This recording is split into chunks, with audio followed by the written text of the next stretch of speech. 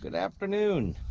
It is Thursday, the 29th of November, 2018. I always like to put the date in there. I guess I could put it in the video, but that would be too easy.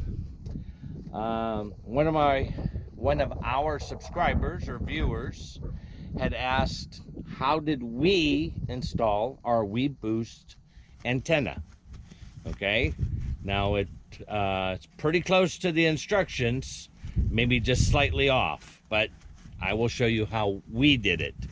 Okay, so first thing you got to do is you got to find out where you want to put the antenna, because you're going to attach some brackets to the side of your rig that are going to be there all the time. Well, unless you pull them off. Okay, so we decided to put the brackets near the slider. As you can see, there's one there and there's one up there. Weboost recommends that you put these brackets approximately 4 feet across. In addition, they give you a foot pad to put the cable or to put the pole in when it's sitting on the ground. I chose to set it on a couple leveling blocks to get it off the ground just a little bit. So those are the only 3 points that it's touching anything: the ground and these brackets. Now, these brackets, actually, you have permanent brackets on the antenna.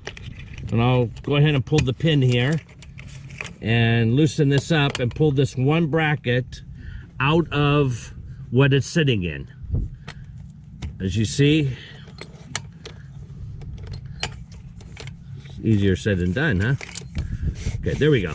Okay, so the one piece stays permanent to the antenna, the other piece stays permanent to your rig.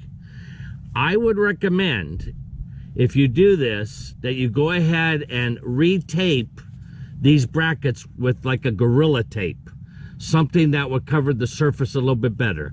We did have an incident on about the 3rd time we used it where the whole thing fell to the ground. It wasn't that it didn't stick to my rig, because I did use a rubbing alcohol and clean the surface very good. The problem was the tape, the bracket pulled away from the tape. So it was the taping by the manufacturer that failed, not my taping. All right, so I'm gonna slide that back in. It's a little windy today. I'm surprised I even did that. Okay, slide that all the way down. Lock it in place. And then lock it against the...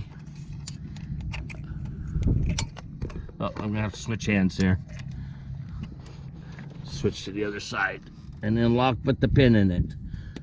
The pin is so you can't lift it out of the bracket. Okay? Now the top one does not have a locking bracket or a locking pin. It just sits in the bracket to keep it from pulling away from the rig. And I have this thing fully extended, and right now we are experiencing about 10 to 12 mile an hour winds, as indicated by my flag. Hey, can you guys see that airplane?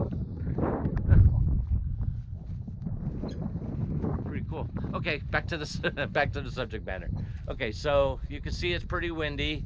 Flag's fully extended, and you can see the antenna is rocking a little bit, but I guarantee you it's pretty sturdy. Okay, so that's where we decided to put it. Now, the reason we went next to the slider is because we had a flat cable that was supposed to slide in between the slider and the coach, so we could get the cable inside.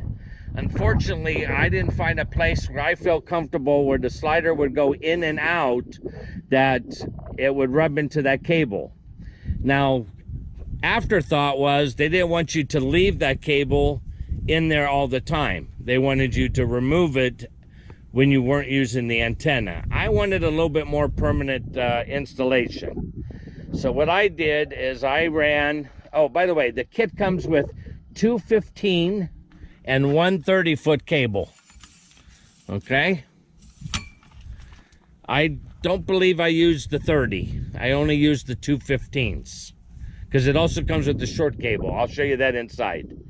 So I have to attach one 15-foot cable whenever I extend it. The other 15 feet stays curled up underneath and taped up to the bottom of the rig. Okay? Now, how did I run it? Oh, let's see if we can get down here and show you.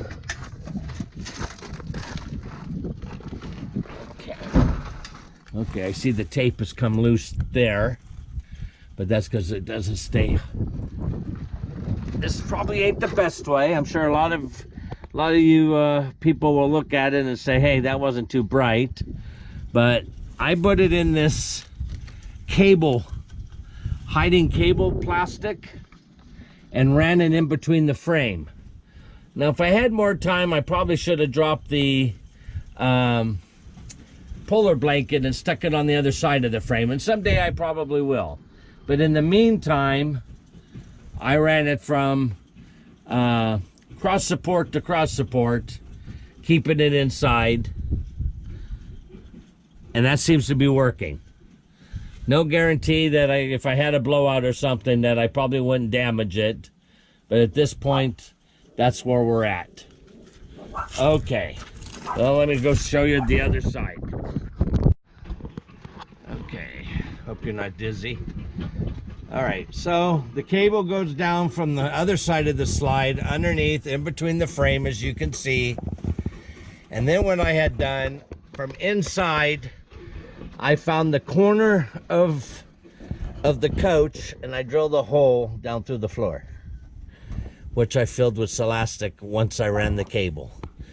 So that's how I got the cable in here. Again, if I had more time and wanted to do a more permanent mount, I probably pull all these screws out of here, pull the blanket, the polar blanket down, and go. I would still go from here, but then I would probably go in here, run it inside the frame, and then come back out down on the other side.